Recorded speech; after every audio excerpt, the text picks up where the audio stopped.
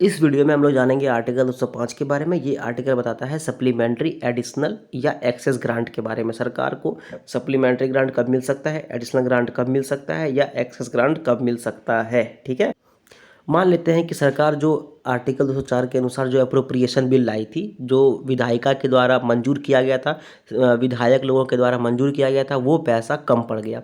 क्यों कम पड़ गया? कि कुछ पर्टिकुलर सर्विस अगर चल रहा था, जैसे कि मान लीजिए कि नॉर्मल सरकार को टैक्स वैक्स मिल रहा था और आ गया कोरोना वायरस आने से सरकार को टैक्स वगैरह मिलना बंद हो गया है। इस सिचुएशन में क्या होगा, सरकार का खर्चा तो बढ़ते जा रहा है। तो आर्टिकल 204 के अनुसार जो सरकार पेश की थी कि हम लोगों का इस बार का खर्चा 10,000 करोड़ रुपया है, वो क्या हुआ, कम हो गया, मतलब कम पाया गया, उतना में नहीं हो पाएगा। तो इस सिचुएशन में सरकार को क्या करना पड़ेगा, एडिशनल ग्रांट निकालना पड़ेगा। सरकार का खर्चा तो ज़्यादा हो गया, तो उसके लिए सरकार को सप्लीमेंट्री चाहिए या फिर एडिशनल एक्सपेंडिचर चाहिए खर्चा करने के लिए। दूसरा ऑप्शन क्या हो सकता है कि जो खर्चा सरकार कर रही थी किसी सर्विस के लिए, मान लेते हैं कि सरकार का एस्टिमेट था कि हम लोग रोड बनाने के लिए 1,000 करोड़ रुपया खर्चा करेंगे, ठीक है, और वो पैसा कम पड़ गया। या फिर 1,000 करोड़ रुपया में पता चला सरकार को कि सरकार का लक्ष्य 100 किलोमीटर बनाने का, वो 90 किलोमीटर ही बन पाया।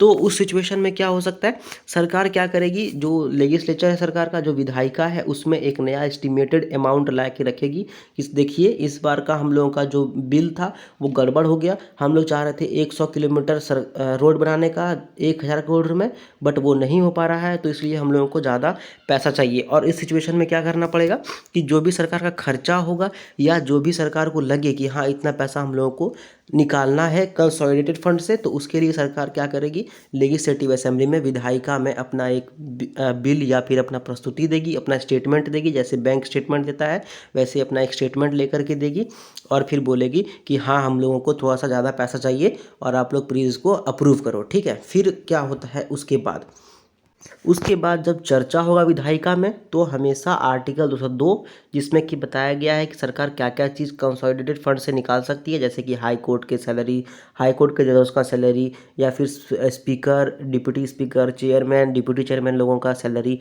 आर्टिकल 203 जिसमें ये बताया गया है कि जो कंसोलिडेटेड फंड से सरकार पैसा निकालेगी वो असेंबली के द्वारा अप्रूव किया जाना चाहिए, और उसमें वोटिंग वगैरह नहीं होगा, वो अलग चीज़ है, बट असेंबली के द्वारा वो अप्रूव किया जाना चाहिए।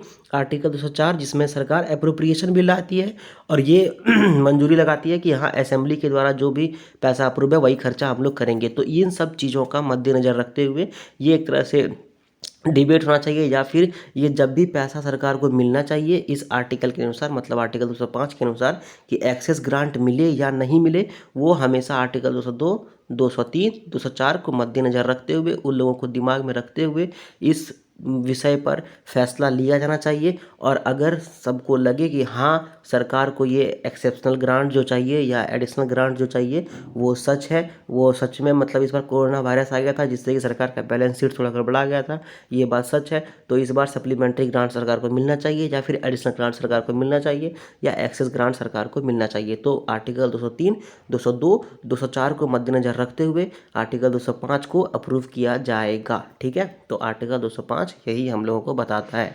काफ़ी पेचीदा आर्टिकल था बट काफ़ी अच्छा भी था। सो आई होप कि ये आपको अच्छा लगा हो, एंड ऐसा वीडियोज़ के लिए लाइक करो, शेयर करो, कमेंट करो एंड सब्सक्राइब करो channel. Thank you very much.